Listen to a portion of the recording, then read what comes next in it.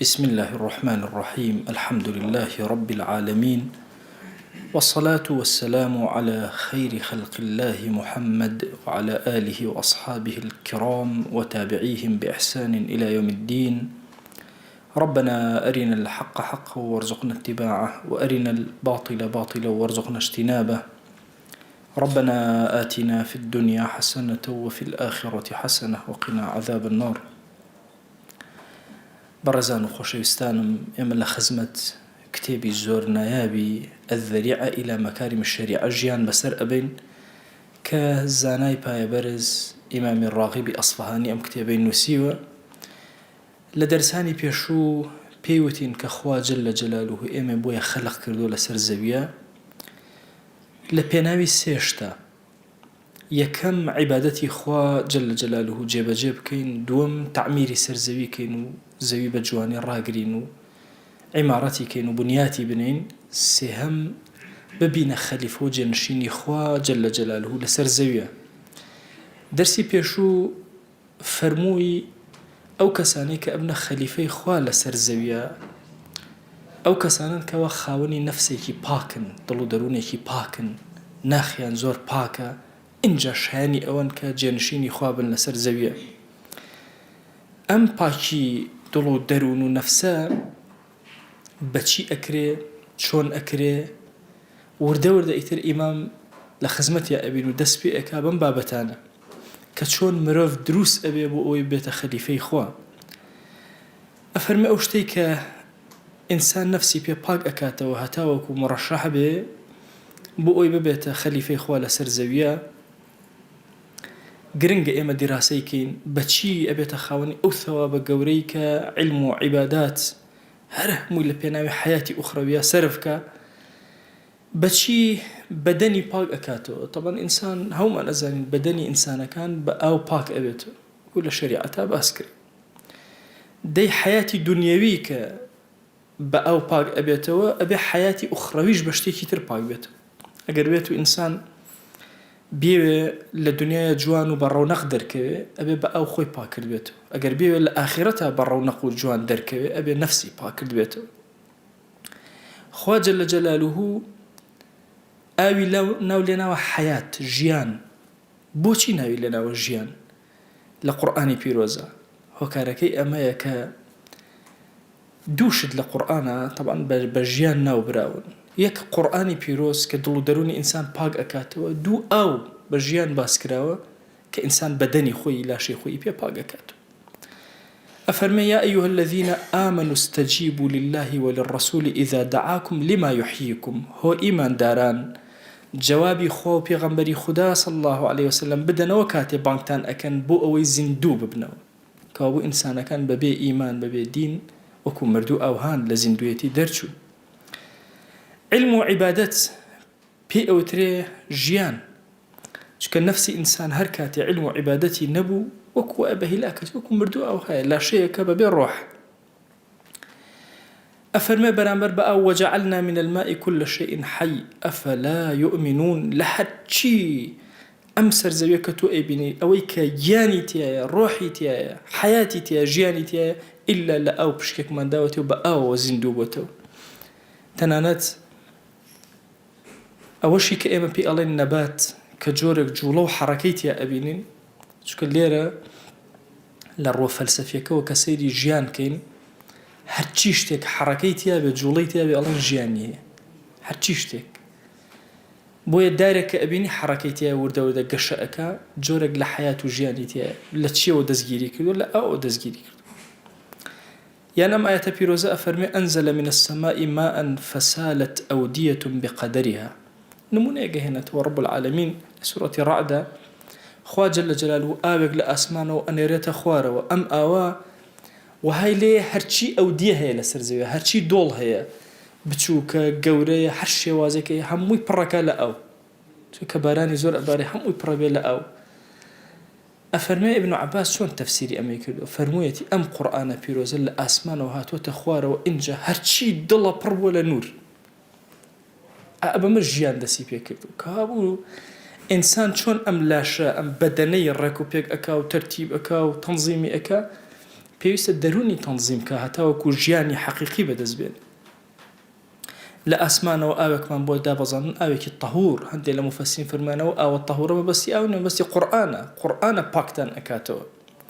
وينزل عليكم من السماء ماء ليطهركم به وننزل من القرآن ما هو شفاء ورحمة للمؤمنين. أفرمي سيرك قرآن نازل بو أويج نازل بو بۆی هەندێک لە مفەسرین فەرموویانە ئەو ئاوانەی کە باس کراوە لەبەر ئەوەی دڵ و دەرونی ئینسانی پێپاک ئەبێتەوە بریتێ لە چی؟ بریتێ لە قورئانی پیرۆز. هەموو ئەو سیفەتانەی کە ئینسان هەیەتی سێشتە کە ئەبێ ئیشی لەسەرکە لەسەر ئەم سێشتە.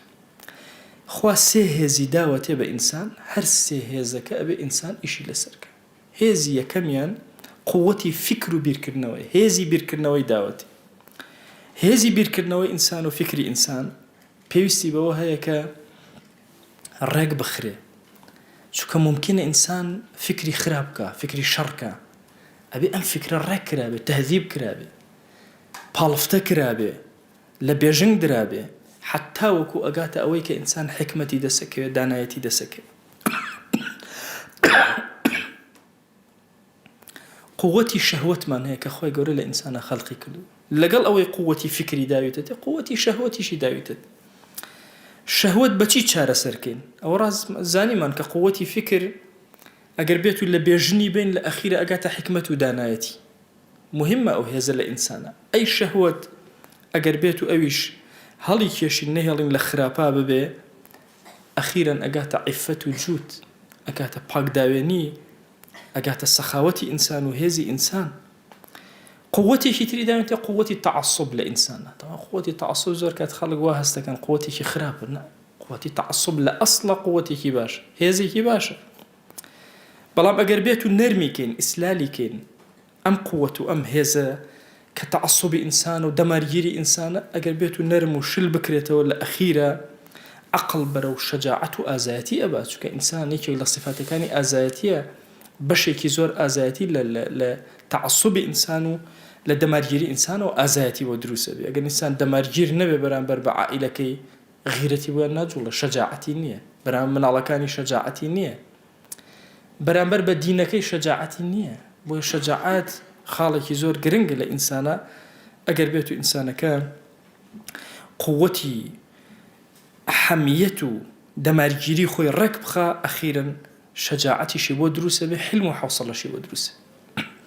جاری وا هەیە لە شوێنی خۆیان زۆر ئارام و لەسەرخۆ هەیە، من لە شوێنی پێویستیشە ئازا و مەرد و پیا،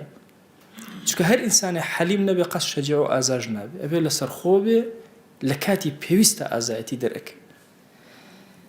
ئەفەرمێ ئەگەر ئەم هەموو سێ قووەتە پێکەوە لە کەسێکا کۆبووە، فکرێکی زۆر بەهێزی تەواو تەهذیب کرابوو، لە پاڵفتە درابوو، شەهەواتی هەموو خۆی ڕاگیر کردبوو، اینجا ئەو تەعەسسوبەی کە هەبوو نەرمی کردبوو، ئەگەر هەر سێ ئەمانەکەوە عەدالەت لە ئینسانە دروستە، ئەبێتە ئینسانێکی عادل. کە ئەڵێن ئینسانی عادل، تەسەوورکەن عەدالەت ئەوەندە پیرۆزە، ئینسان ئەبێت لە کاتی باسی عەدالەت و لە شوێنێکە کە زانی عەدالەتە ئیلا وەستاوە بێ لەسەری. عەدالەت بە معنای نیوایەتی نییە، بڵێن وەڵا نیوە بۆ فڵان نیوە فڵان، نا. تەسەوورکە ئەگەر ئینسان لەگەڵ عەدالەتە ئەژی، زۆر دڵی ئارام ئەبێ.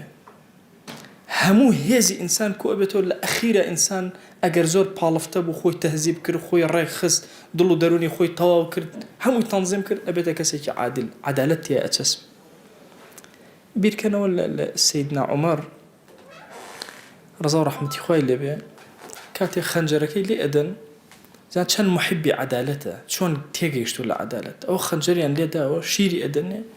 لە برینەکە و شیرێتە دەرەوە، دەلیلی طبی ئەو کاستەوە وا بووە، تویان ئەگەر شیرەکە لە برینەکەەوە هاتە دەرەوە، حتمەن ئەو کەسە ئەمرێتەوە، کۆتایی پێ. کە هاتە دەرەوە، ئیتر ئەسحاب زانیان وتیان تازە ئیمامی عومەر فەوتە. دە ئیمامی عومەر لەم کاتە بیری لای چییە؟ وتی کورە نەکەن ئەگەر من کوژرام و مردم، من یەک کەس خەنجەری لێداوم، نەچن هەر کەسێ بگرن بڵا فڵان کەسیش دەستی تێیە هەبوو، فڵان کەس فڵان کەسی هێنایە ناو شارەوە، لەگەڵ فڵان کەسا بینیمان وەستا دەستکەن بنیشنە سەر موسڵمانان، یەک کەس زوڵمی لە من کردو. ئەگەر چاک بوومەوە خوا شیفای دام، ئەوە عاید بەخۆم عاید بە ئێوەنی، ئەگەر مردیشم یەک کەس ئەکوژێتەوە لەسەر من، نەیکەن بە دوو زوڵم بکەن. لەو کاتە بیری لە عەدالەت، هۆشی لە عەدالەت. بۆیە ئینسان ئینسان هەموو قووەت و هێزەکانی خۆی ڕێکخست ئەبێتە کەسێکی عادلی زۆر تەندروست. هەموو ئەو خراپەکاریانەش کە لە ئینسانە هەیە هەر لەم سێ قووەتەوە دروستە. یعنی ئەم سێ قووەتە بێنە پێش چاوی خۆت، ئەگەر بێت و ڕێکیان خەی تۆ ئەبیتە کەسێکی عادلی زۆر تەندروست. ئیتر تەهارەتێکی تەواوت هەیە مایەی ئەوەی کە بیتە خەلیفە و جێنشینی خوا لەسەر زەویە. هەر ئەم سێ هێزەش ئەگەر بەلا ڕێیا بردت و هەر لێ ئەکا هەرچی شەڕەتیاتە کو ئەبێت. سیرک فکری ئینسان دووشت لێوەی سەرچە ئەگەر بەرەڵایکەی دووشت یان بیگریتەوە. ئەگەر تەواوی فکری ئینسانەکە بگریتەوە ئینسانێکی ئەبلەه دەرەچی بێ ئاگا وەکو شێت و ئانەی لێیە هەتا لە شەریعەتا و کەسێ ئەبلەها حجری ئەخرێتە سەر ناهێڵی مەسەلا حتا کار و کەسابەت و ئەوانە بکە لێ ناگەڕێ بۆ چونکە قووەتی فکری نییە وەستانوێتی. ئەگەر قووەتی فکریش لە حەدی خۆی تەجاوزکە ئەم کەسە بێتە کەسێکی جەربەزە. جەربەزە لای خۆمان بە معنای ئازا و ئەمانەیە، بەس جەربەزە لە عەرەبیە بە معنای کەسێکی فێڵبازیە لە بنەوە، نەک فێڵبازی ئاشکرا. فێڵبازێکە لە ژێرەوە ئیشی خۆی ئەکا فرت و فێڵەکەوە پێوتێ جەربەز. ئەگەر بێت و ئەم فکرە کۆنتڕۆڵی نەکەی تەهذیبی نەکەی، ئەگەر زیادە ڕەوی کرد ئەبێتە کەسێکی فێڵباز لە بنەوە خەریکی دڕندایەتیە بەڵام پێشی نازانێت. ڕەحمەتی خوا لە حاجی ڕەزا بێ، شێخ ڕەزای تاڵەبانی لە شعرەکەیە ئەڵێ بەظاهیر سپی لە باڵتیندا ڕەش و پیس و ملەوەث وەک بنی قازانە ئەم ڕیشە.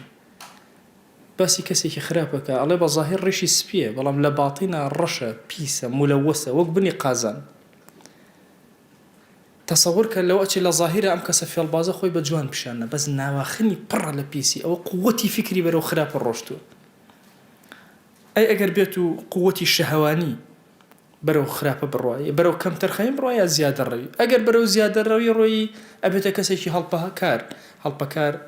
بۆ با بڵێن شەهەواتی ئینسانی لە دووشتایە، لە سکو لە داوێن و عەورەتایە. لە هەردووکیانە شەڕەهی هەیە، پەلامار ئەدا لەملا لەولا.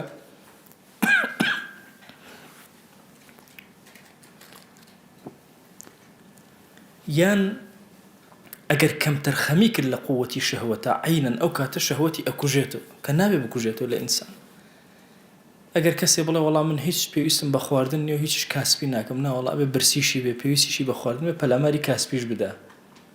ئەگەر هاتوو شەهوەتی خواردنی تیا کوژاوە لە مرۆڤایەتیەتە خوارەوە.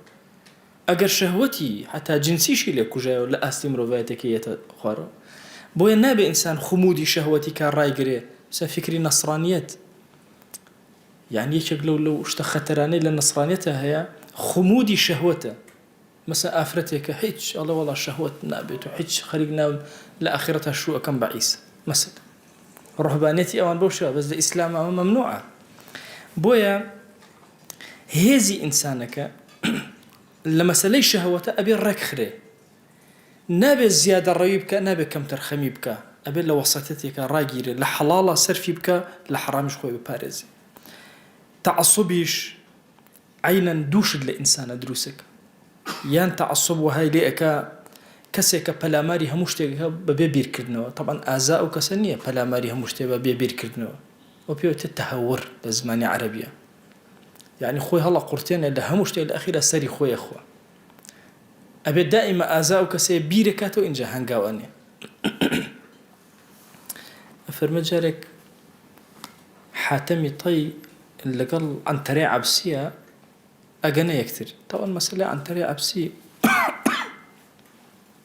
لە زەمەنی خۆیان مەشهور بووە بە ئازاترین کەس. حاتەمی تەیش مەشهورە بە عاقڵترین کەس لەو زەمانە. ئەڵێ ئەگەنە یەکتر حاتەم پێ ئەڵێ تۆ تێم گەیەنە بزانم بە چی بووی بە بەهێزترین کەسی جیهان. ئەڵێ دە باشە وەرە پەنجە بخەرە دەمی من و منش پەنجە ئەخەمە دەمی تۆ، هەردوومان گازی لێگرین ئێستا پێتەڵ. ئەڵێ هەردووکیان پەنجە ئەخەنە دەمی یەکتر و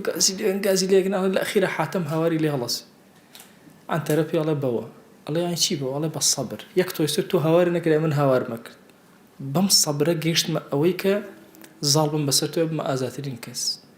ئەڵێ ئەی تۆ چۆن بووی بە عاقڵترین کەس؟ ئەڵێ دێت تۆ پەنجە بخەرە دەمی ئێستا پێتەڵە. ئەڵێ پەنجە ئەخاتە دەمی گازێکی تونتونی لێگرێ هاواری لێ هەڵسی عنتەرە. ئەڵێ چی بوو؟ ئەڵێ ئەگەر لێ بەبێ بیرکردنەوە هەنگاوت نا بەبێ مقابل هەنگاوتنا لە خۆ بۆ پەنجەکەی بە دەوی مناکیڵە نایقرتێنم دائما من بیرەکەمەوە لە شت پێش ئەوەی هەنگاو بنە بۆیە عەقڵ لەگەڵ ئازایەتیە هەردووکیان لە کەسێکا کۆ ئەبێتەوە کە شەجاعەتی هەبێ شەجاعەت بە معنای بیرکردنەوە پێش هەنگاونان کابوو ئەگەر زیادەڕەوی کرد ئەو ئەبێتە متەهەویر کەسێکە خۆی ئەفەوتێنێ لە هەموو شتێکە خۆی هەڵەقوتێنێ و خۆی تووڕە ئەکە و پەلە ئەمارەدە هیچ نەتیجەی نییە یان ئەبێتە کەسێکی جەبانی ترسنۆک ئەگەر زۆریش بیرکاتەوە لە ئەخیرە لە شەجاعەت دەچێتە دەرەوە وەکو ئەو مەسئلەیە بەنو ئیسرائیلی کە ئەڵە زلەیەکیاندا لەم لات ئەم لا بکەرەوە با زلەیەکی لێ بدەن تەمەنەوە لە دینی بەنو بڵێن نەسڕانیەتیشان نییە بەڵام وام لە دوای ئینحراف ئەوە مەشهورەکە ئەگەر لایەکی لێ بدرێت لاکەی تریشی لێ بدرێت شتیوان نییە بۆیە ئینسانی موسڵمان کەسێکی جەبان نییە ترسنۆک نییە و کەسێکی متەهەویرش نییە کەسێکە کولی شەجاعەتی تایە کەوابوو دوو صیفەتی خراپ لە عینەن قووەتی تەعەسوبەوە دەرەچێت لە ئینسان هەموو ئەمانەش ئەگەر کۆکەیتەوە هەموو خراپەکان لە ئینسانە کۆکەیتەوە هەر شەش صیفەتە خراپەکە کۆکەیتەوە لا يجربز ولا يبله بعقلي لا يشره لا يخمود شهوة لا يتهور ولا يجبن دوشد لإنسان الرؤى يا أبت كسك ظالم يا أبت كسك انظلامي هي بابك من هي لزمان عربية بيوتي بابي مطاوعة بون من الله كسرت الزجاجة ئەڵێم شوشەکەم شکان ئەی شوشەکە چی لێ هات فەنکەسەڕە ذلك الزجاج ئەوش قبوڵی شکانی کرد طبعا من ناتوانم بڵێم وەڵا ئاسنەکەم شکان ئاسن قبوڵی شکاندن ناکا مەسەلەن بەس هەر شتێ قبوڵی کرد باشە پێ ئەوترێ بابی ئینفعالی بۆ بەکارێ پێ ئەوترێ مطاوعە کراوە لە بابێکی ترە ظڵمیش مطاوعەکەی چیە ئینظلامە ئەم کەسە ئەگەر ئەم خراپانە تیایە کۆ بۆ لە دووشت بەدەرنێ یان ئەوە تا زوڵم ئەکا بۆ نمونە ئەگەر جەربەزەی هەبێ فێڵ لە بنەوەکە ئەومن ئێتەبان زوڵم لە خەڵکەکە کە فێڵەکە یان مەسەلەن شەڕەهی هەبێ پەلاماری زۆرەدا ئەمان عینەن زوڵمەکە یان تەهەوری هەیە باشە زیادەڕەوی و ئەوانەی هەیە لە مەسەلەی بە حیساب شەجاعەتە عینەن زوڵم لە خەڵکەکە یان بەعەکسەوە ئینظلامەکە قبوڵی زوڵمەکە قبوڵی زوڵم هیچی کەمتر نیە لە زوڵم صفتێکی زۆ خراپە لە ئینسان کە قبوڵی زوڵم کە ئەگەر هاتوو بەلەهو بێ عەقڵ بێ عینەن قبوڵی زوڵم ئەکە ئەگەر هاتوو شمولی خمودی شەهوەتی خۆی کردبێ و ڕای گرتبێ بە هیچ شێوازێ نەهێڵێ کوژان بێتەوە عینەن زوڵم قبوڵی زوڵمێکی کرد ترسنۆک بێ قبوڵی زوڵم ئەکە بۆیە ئەفەرمە صفاتە باشەکان لە چوار شتا کۆ ئەبنەوە حکمت شەجاعەت عیفەت عەدل ئەم چوارە لە ئینسان ئەبێ ئیشی لەسەرکە ئەسڵی صفاتی باش لە ئینسان ئەم چوارن لەوە چێت تۆ ئێستا بڵێم ئادێ صفاتە باشەکانم بۆ بژمێرن هەرێکە 20 صفاتم بۆ ئەژمێرێ بەس کۆی کەیتەوە لە ئەخیرە یەتە سەر ئەم چواردانەیە یا کەسەکە حکمت و دانایەتی و علمی هەیە یان شەجیع و ئازایە صفاتی شەجاعەت کەسێک ئەبینی سەخیە ئەزان هەر کەسێ شەجاعەتی نەبێ بە حەیاتی سەخی نابێ وچێت تۆ بڵێ خۆ سەخیە سەخاوەت صفەتێکی زۆر جوانە بۆ باسی نەکردو سەخاوەت مەسەلەی سەخاوەت بەشێکە لە شەجاعەت چونکە ئەگەر کەسێک ئازایەتی تیا نەبێ ئازایەتیشی بەرامبەر ماڵەکەی تیا نابێ لەوە چێ بڵێ کاکە هاوکاری دراوسێ شتێکی زۆر باش هاوکاری فەقیرە زۆر باش مەسەل ئەگەر شەجاعەتی نەبێ بە حەیاتی چاکار نابێ لەگەڵ دراوسێکە سەردانیکردنی نەخۆش ئەگەر شەجاعەت نەبێ کەسەکە ناتوانێت بچێت سەردانکە هەموو ئەم شەجاعەت زۆر گەورەیە لە ئینسانی موسڵمان صفەتی شەجاعەت اینجا عیفەت خۆپاراستن لە حرامەکان دوورکەوتنەوە لە حرامەکان هەرچی حرامە بیگرێ کە تۆ بە خراپی ئەزانی هەرچی چاکەشەیە کە تۆ لە بەرامبەریە ئەیبینی هەموو لە وشەی عیفەتە کۆ ئەبێتەوە کۆتاشی عەدالەت ئەم چوارە هەرچی ئەسڵی صفاتی باشی ئینسانە لەو چوارە کۆ ئەبێتەوە بۆی ئەڵێت تۆ واجبە لەسەرەوەی بێتە خەلیفەی خوا ئەبێ ئەم چوار ئەسڵە لە صفاتە لە خۆتا جێبەجێکی دڵ و دەروونت وها ڕام کردبێ حکمت و دانایەتی تیابێ علمی تیابێ شەجاعەت و ئازایەتی هەبێ عیفەت و پاکداوێنی یا پاکخۆری خۆپاراستن لە حرامی هەبێ عەدل و عەدالەتیشی تیابێ عینەن لە بەرامبەریشە هەرچی ڕەزائیلی خراپە کۆ ئەبێتەوە لەو چوار شتێکە عەرزم کردن ئینظلام و ظلم قبولی زوڵمکەی یان خۆت زوڵمکەی لەگەڵ ترسنۆکی و زیادەڕەوی لە حەدی شەجاعەتە یان مەسەلەی کردنەوەی شەهوەت و پەلاماردان لە شەهوەتە یان کەم تەرخەمی لە فکرە بیر نەکردنەوە شوێن کەوتنی هەموو کەس کەم پێوتێ بە بەلە ئەنواعی هەیە طبعاً ئەبلە کەسێکە هەرچی صفاتی بیر نەکردنەوە هەیە بێنە پێش چاوی خۆتن یعنی ئینسان بۆی ئەڵێن ئەو کەسەی کە ئەبلە بێ بە حەیاتی ناتوانێت ڕێگای ڕاست بدۆزێت طبعاً ئەڵێن ئینسان هەموو ئینسانێک بڕێ ئەبلەهیەتی تایە بڕێک چکە هەموو ئینسانە قووەتی فکری خۆی ناجوڵێنێ لە هەموو شوێنێک بڕێکی تایە لەو ئەچێ کەسێک ببینی لە ماڵداریە زۆر زیرەک کەچی کتێبێکی بەری بڵە دوو کەلیمە سعی کە دنیای لێتەوە یەک چکە لەوەیانە قووەتی فکری بەکار نایکە بەس لەوەیانە قووەتی فکری بەکار مناڵەکانە ئەوهان کۆمەڵێ مناڵە هەیە سەیریانەکەی سێرەکەی ئەمەیان قووەتی فکری زۆر خۆی بەکارهێناوە دوو جار باسی کارەبای بۆ کە فێری کارەباچێتی ئەبێ دەی باسی دارتاشی بۆ بکە حتا ئەو ڕۆژێ ئەبرێ ناتوانێت بزمارێ داکوتێ لارە بێ بەم دیوە بەو دیوە قووەتی فکری لەگەڵا بەکار نایێنێ ئەوە ئەبلەهی هەیە لەوەشە قووەتی فکرەکەی بەکارهێنا بۆیە لە مەسەلەی قووەتە فکرەکەی ئینسانە کە پێویستە تەهذیب بکرێ ئەبێ ئەوەی کە هەیە نەهێڵی زیاترکە چکە زیاتری کرد لە حەدی سەلیمی خۆی لە ئەدا ئینسانە طەبیعی دەرناچێ ئەگەر کەمتریشی کرد هەر طەبیعی دەرناچێ هەر هەڵەیە بۆی ئەبێ زۆر بە وریایی مامەڵە لەسەر قیواکانی هێزەکانی ئینسان بکرێت کەوا بوو ئینسان هەموو یەکێک لە ئێمە ئێستا بیرکەرەوە هەشت هێزی شەڕت تایە وعینەن چوار هێزی زۆر بە قووەتی سەرەکی چاکت تایە ئەکرێ ئەم لایەنە چاکانە بەهێزکەی زاڵیکەی بەسەر هەموو حیاتی خۆتە کە وەسەطیەتە لە ئینسانە ئەشکرێ ئەم خراپەکان زاڵکەی بەسەر چاکانە ئەکرێ لە بری شەجاعەت ترسنۆکی تەوێ تۆی خۆت دروست ئەکەی بۆیە ئەو فەرمایشتەی پێغەمبەر صلی الله عليه وسلم ئەفەرمێ ئینەما الحلم بالتحلم ئینسان چۆن ئەبێتە کەسێکی حەلیم لە تەهەوری ڕزگاریە بێ زۆر ئەکا لە خۆی دەی ئەخیرە بێتە کەسێکی هێمنی لەسەر خۆ جارێ خۆی ئەگرێتەوە دوان خۆی ئەگرێت سییان ئەبێتە کەسێکی حەلیم العلم بالتعلم عينا علم إنسان شون فيره بتعلم ورده خريكة لبر خوي قول دري خيري لي أكاتو كوي كردتو عرب قصي كان يلا حباية يصير كوباية يلا نو كسيبي كوبا بخوا بدن كبرنج بخدا بنايك أجر أو دن كبرنج كونا كيتو أخو كوبا ناخوري دروز ناكر بوي علميش أو هاي ورده يعني ألان إن الجبال من الحصى أو كي وجورك ابني وردي بشوك شو نتلا يكبوت أو كي وزخ وجوري بوي إنسان همو صفاتك لإنسان أو أكره هول أدا خوي دروسك لدواي أم بابا راغب أصلهاني كومالا شتما بو باسكا بيشتر باس ما كرد دوباره ويا باس يناكم تنها يقنمون لنمونا كاني باسكم أفرمي بينا بيشتاوي خود باشايكي زور قورا وڵاخێک بۆ تۆ ئەنێرێ کەسێکیشی لەگەڵە ئەنێرێ وڵاخەکەی گرتۆ بەدەستەوە هێناوێتی لەسەر ئەم وڵاخەش کۆمەڵە شتی بۆ تۆ ناردووە پەیامێکی تایە کتابێکی تایە بۆت باسەکە چی بکەیت چی نەکەیت چۆن بکەیت کۆمەڵە هێزی تایبەتی بۆ تۆ ناردووە پارە و مارەی بۆ ناردووی کە بزانین چۆن سەرفی ئەەکەی ئەڵێ بێ ئەم مەسئلە بێنە پێش چاوی خۆت ئەگەر کەسێک ئەوە وڵا بێنە پێش هەر یەکێک لە ئێمە ئەوە عەبدێکاتوە بە گوێدرێژێکەوە گوێدرێژ کۆمەڵەشتی لەسەر ئایا تۆ خەریکی چی ئەبی خەریکی خزمەتی گوێدرێژەکە ئەبی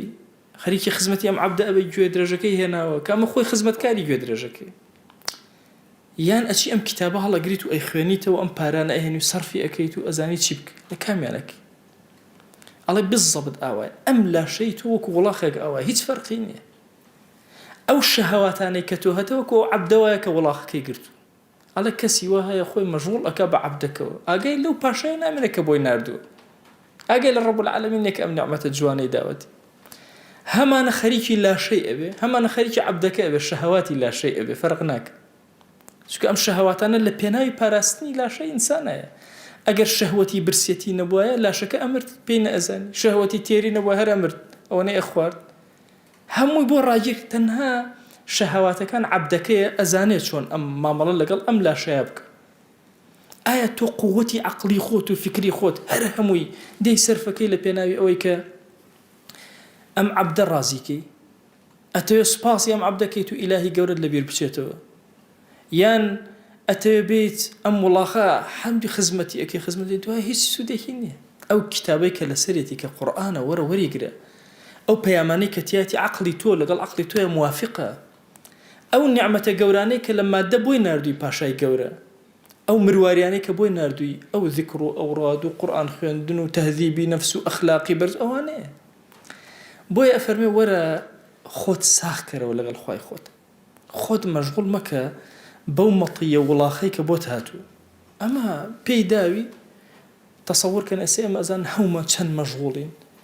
یعنی کێمان هەیە بچێتە دەرەوە ئیلا سەیری ئاوێنە ئەکا تۆزە دەسەهێنێ بەخۆیە بۆ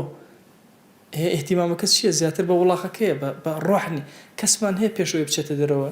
گیر کاتەوە ئەرێ بزانم قیوا فکریەکانی من لەکوێیە، قیوا شەهەوانیەکانی من لەکوێیە، باشە چەندێ خۆم دروست کردووە یان شەوان کێمان هەیە ئادی کاکە لە کاتجا کورد لە دووشتا زۆر عەجایب لە خەوە لە خواردنە تەبە خواردن بە فیڕۆ نادا سێ ژەمە ڕێک و پێک تەرتیب لە کاتی خۆیە باشە لە مەسەلەی خەویشە تەرتیبێکە جاری وایە خەوی لە دەست دەرەچێ قەزایەکاتەوە ئەڵێ وەڵا دوێنێ شەو نەخەوتم ئەو شەو حەقی یەکەم باشە تەسەوەر کە ئەوە هەموو چی هەموو گرنگیدانە بە لاشە ئەی باشە گرنگیدان بە ڕۆح ئایا چەندێک مەسەلەن شەو دانیشتین بزانم چەند صفاتی ئەو صفاتە چوارە چاکەکە هەمە نیمە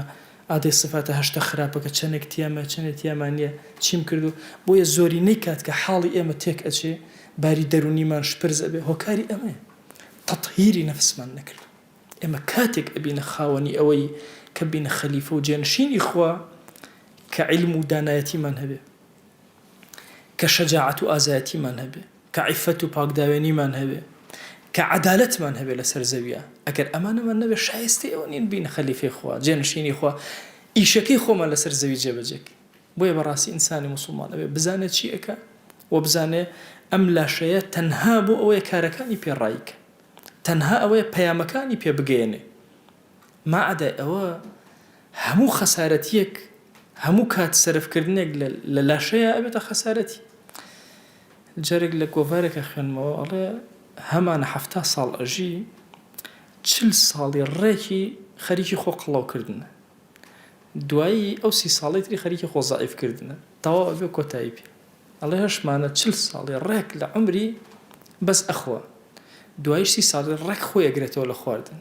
باشە ئەڵێ ئەوە نەخۆشی پێوەی ئەوە نەکەی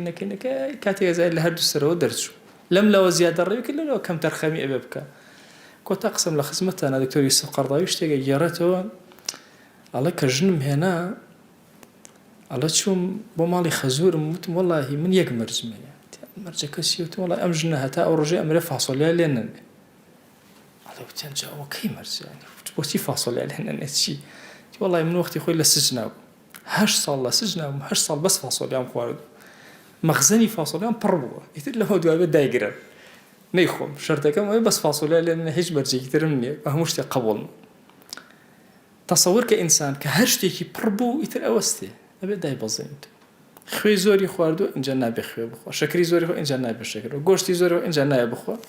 وردە تا ئەخیرا ئەم لاشە حرمەتێکی نییە هەیە و نییە معنای ئێمەیە لای خوا چەندێک گەورەیە چەندێک قبوڵە چەندێک شایستەی ئەوەیە کە خەلیفەی خوا بێ تەعمیری ئەم سەرزەویە بکە بۆ خوا جەلە جەلالوه داواکەین لە زاتی پاکی پەروەردگار ئەلاڵینەوە ئەپاڕینەوە یا ئیلاهی ئەمە ئەم شەو لەبەر خاتی تۆ کۆبووینەوە لەم مەجلیسە هانای زەلیلی و زەعیفی و فەقیری خۆمان بۆ لای تۆ هێناوە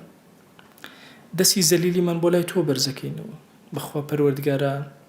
ئێمە سوژدە نابێن تەنها بۆ تۆ نەبێ ڕکوع نابێن تەنها بۆ تۆ نەبێ بەخوا دڵمان داوا لە هیچ کەسێک ناکات تەنها لە تۆ نەبێ یا ئیلاهی هاوارمان هێناوە بۆ لای تۆ ڕەحمەت و بەزەی خۆت بەسەرمانە ببارێنە عەفو و عافیەتی خۆت بەسەرمانە ببارێنە دڵمان ئارام کەرەوە یا ڕەب العالەمین خوای گیان گوناهانێک کردومانە بە ئاشکرا عەفومان کە گوناهانێک کردومان بە پەنهان عەفومان کە بەخوا پەروەردگارە ئێمە ئەمانەوەی خزمەتکاری دینەکەی تۆ بکەین شەیطان زاڵ ئەبێ بەسەرمانە زۆر کات یا ئیلاهی هاوار ئەهێنین بۆ لای تۆ زاڵمان کەرەوە بەسەر شەیطانە زاڵمان کەرەوە بەسەر نەفسی خۆمانە بەهێزمان کە دامەزراومان کە یا ئیلاهی لە خراپەکاریەکان دوورمان خەرەوە یا ئیلاهی خراپەکاری لە دڵمانە ناشرین کە یا ئیلاهی داوا لێ ئەکەین بە ڕەحمەت و بەزەی خۆت بە کەڕەمی خۆت ئیمانمان دامەزراو کە یا رب العالمین خوایە ئیمانی خۆمان سپاردەی تۆ ئەکەین هۆ ئەو کەسەی سپاردە لای تۆ زایە نابێ و ئیمانی خۆمان سپاردەی تۆ کرد و ڕەوشتی خۆمان سپاردەی تۆ کرد عاقبەتی خۆمان سپاردەی تۆ کرد یا ئیلاهی داوا لێ ئەکەین وا خێزان و مناڵ و ئەولاد و وەچەکانی خۆمان سپاردەی تۆ کرد دایک و باوک و خوشک و برا و خۆشەویستان و ڕەفیق و هاوڵان و قوتابی و مامۆستایانمان هەر هەموو یا ئیلاهی سپاردەی تۆ کرد یا رب العالمین نیەتەکانی خۆمان سپاردەی تۆ ئەکەین یا ئەکرەم الئەکرەمین خوای گیان داوا لێ ئەکەین بە ناوی جوانت بە صیفەتی بەرزت بە ئیسمی عەظەمت ڕەحمەتی خۆت بەسەرمانە ببارێنە عەفوی خۆت بەسەرمانە ببارێنە بەرەکەتی خۆت بەسەرمانە ببارێنە دروستمان کە بۆ خزمەتی دینەکەت چۆن موسات عەلەیه السەلام دروست کرد یا ئیلاهی دروستمان کە یا رب العالمین یا ئیلاهی داوات لێ ئەکەین بە گەورەی خۆت دڵمان ئارام کە ماڵمان ئارام کە ژیانمان پڕکە لە ئارامی وڵات و نیشتیمانمان ئارام کە ئەم کوردستانەمان پڕکە لە ئارامی یا رب العالمین دەستی کافران بێدینانمان لێ بڕە یا رب العالمین خوای گیان لێت ئەپاڕێنەوە لێت ئەلاڵێنەوە ئەوەی چاکەی بۆ ئەم میلەتەمان ئەوێ خۆی تەوفیقی بدە ئەوەی خراپەی ئەوێ و جێگەی هیدایەتە یا ئیلاهی هیدایەتی بدە بیکەرە چاکەکار ئەوەی خراپەی ئەوێ بۆ ئەم میلەتەمان و جێگەی هیدایەت نیە لە کۆڵ ئەم میلەتەی کەرەوە یا رب العالمین خوای گیان ئەم میلەتەی ئێمە پیاوی زۆر چاک و ساڵح و گەورەی تیا هەڵکەوتووە یا ئیلاهی پیاو چاکی لێمە بڕە ساڵحینی لێمە بڕە مصلحینی لێمە بڕە یا رب العالمین خوای گیان ئێمە ئەمانەیە بە دڵ سڵاوی خۆمان بگەینە لای پێغەمبەر صلی الله عليه وسلم تو گەورەی خۆت خۆشەویستی دڵی ئێمە ئیشتیاقی دڵی ئێمە محبەتی ناخمان سڵاوی زمان و دڵمان بگەینە ڕۆحی نازدارمان صلی الله عليه وآله وسلم یەک ناومان لە خزمەتیا بێنە یا رب العالمین باسمان کە لە خزمەتیا یا ئەکرەم الئەکرەمین یا ئیلاهی داوا لێ ئەکەین بە گەورەی خۆت دوعاکانمان قبوڵ کە لێمان ڕاضی بە یا رب العالمین ئەومان گرفتێکیە بۆی چارەسەر کە خۆیە تۆ زۆر دەوڵەمەند و ئێمە زۆر هەژار ئەومان بێ حاڵ و ماڵە ماڵداری کە ئەومان بێ مناڵە مناڵی پێ عەتاکە ئەومان بە مناڵە مناڵەکانی ساڵح کە ئەومان یا ئیلاهی نەخۆشە شیفای بۆ بنێرە ئەومان دڵی نائارامە ئارامی کەرەوە ئەومان کەم ڕزقی حەڵاڵی زیاد کە ئەومان ژیانی بێبەرەکەتە پڕبەرەکەتی کە یا ئیلاهی علممان زیاد کە یا ئیلاهی علممان زیاد کە ئیمانمان زیاد کە تەقوامان زیاد کە ئیخلاسمان زیاد کە قبوڵمان لای خۆت زیاد کە باسمان لای خۆت زیاد کە یا ئیلاهی داوا لێ ئەکەین ڕەزامەندی خۆت بەسەرمانە ببارێنە خوایە ڕەزامەندی خۆت بەسەرمانە ببارێنە خوایە ڕەزامەندی خۆت بەسەرمانە ببارێنە آمين آمين والحمد لله رب العالمين وصلى الله على سيدنا محمد وعلى آله وصحبه وسلم تسليما كثيرا أبدا إلى يوم الدين ويقول لبناهي من الشيء وجبوره وخالي من قبولك وموفق بني يا رب